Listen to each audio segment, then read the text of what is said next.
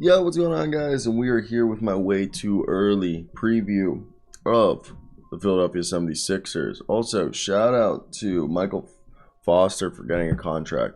But let's get right into the news. I think they had one of the better off seasons this year compared to any other franchise in the NBA. And as a whole, also, people are forgetting about some of the young guys. Like, first off, Isaiah Joe and Paul Reed were cooking in Summer League. So I hope they get some minutes because Isaiah Joe was hitting shots and Paul Reed looked like a menace. Okay, so I want to hear your thoughts down below. Only 6% of you guys are subscribed, so hey, fucks, subscribe. Okay. Now, look, I am a fan of what the Philadelphia 76ers did. I think they're definitely a top team in the East. I had to sneeze. So they lost DeAndre Jordan, Paul Millsap, and Danny Green. And Danny Green has a torn ACL. De'Antony Melton, PJ Tucker, and Danuel House were the players that they brought in. And I think Daryl Morey, and I continuously forget that Elton Brand's still there. They had a great offseason. They were able to, the team really had no depth after the James Harden trade, and picking up Danny Melton for a injured Danny Green who has a torn ACL and a pick was a great deal. 3-year deal for PJ Tucker was a necessary pickup. Danuel House will be a nice role player who can kind of be a pseudo 3-and-D guy for them. And look, this is definitely a team. Got a text. My shit is muted and it still made a sound. That's crazy. But look, I think it's interesting to look at this roster. Why? Because I think this is a team that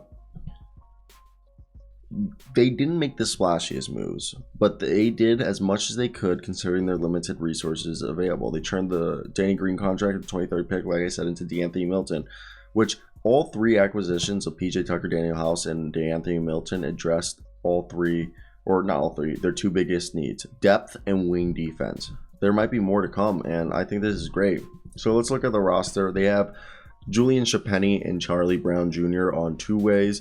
And then besides that, they have 1, 4, 7, 10, 13, 16, 17 players under contract, which means probably, Trevelyan Queen and Michael Foster. I don't know what is going on. Can I get Sixers faithful? What is Jaden Springer? I love Jaden Springer coming out of Tennessee. Thought he could be a defensive dog who could actually play some minutes for y'all, but looks like not. And I'm very intrigued to hear from. He played 2 games last year for y'all, and he was the 28th pick. I want to hear your thoughts. He's 6'4". He's got size. What is your thought of Jaden Springer? And do you think you guys should just move him, try to get a draft pick for him or another player? But right now, there are a few guys over the roster, and one might argue, tell me down below who you think is going to get cut. I think Isaiah Joe, Paul Reed, and Charles Bassey are perfectly fine. I think it's going to be between Charlie Brown, Julian Chapenny, Michael Foster, and Trevelyan Queen, and Trevelyan Queen. And I think Isaiah Joe, Paul Reed, and Charles Bassey, all guys that the Sixers like. And next year, also, it's been reported that Doc Rivers thinks Tyrese Maxey is the greatest player he's ever coached. So James Harden, Tyrese Maxey, and we assume probably PJ Tucker,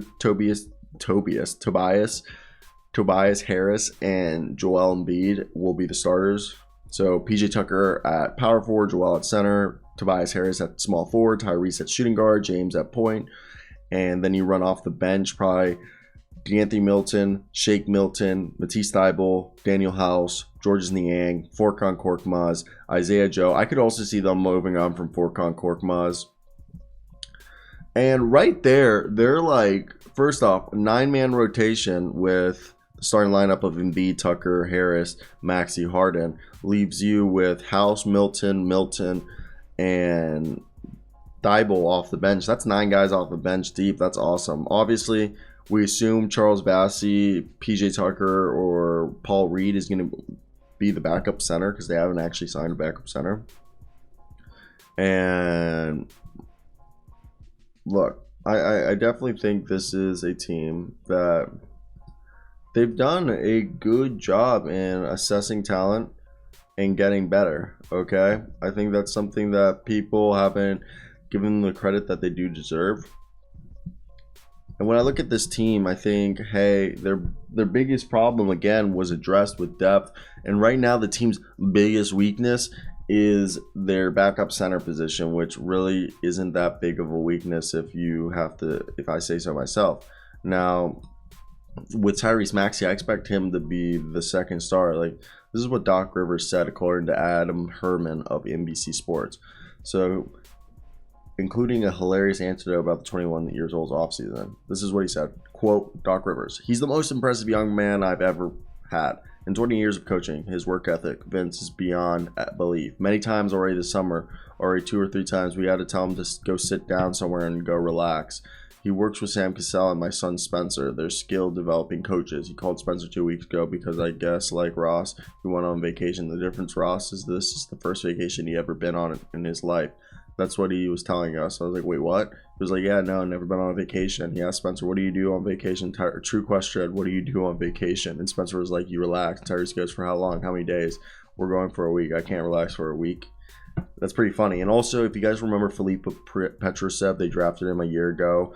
He was the Adriatic Basketball League MVP, and they still have his draft rights. He was the 20th pick in the 2021 NBA draft. And he actually showed up for the Summer League, but he didn't really play. And this is what he said. I went to the Summer League with Philadelphia, the team that drafted me. Being there, talking to everyone, they have a plan for me, and everything's going according to plan. Philippe Petrusev described his latest experience with the NBA Summer League with the help of Google Translate. I didn't even play that much. They probably wanted to focus on other players, he said, which was probably true. But it's interesting to see this whole situation play out because I think it's going to be fun. And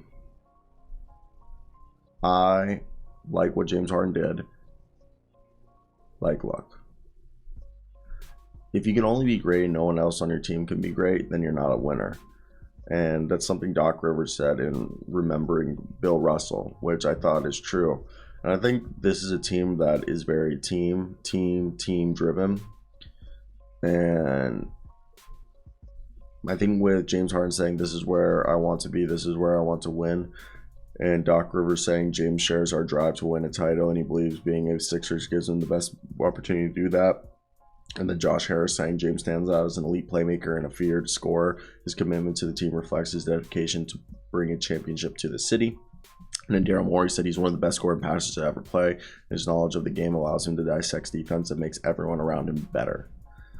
So, I want to hear your thoughts down below.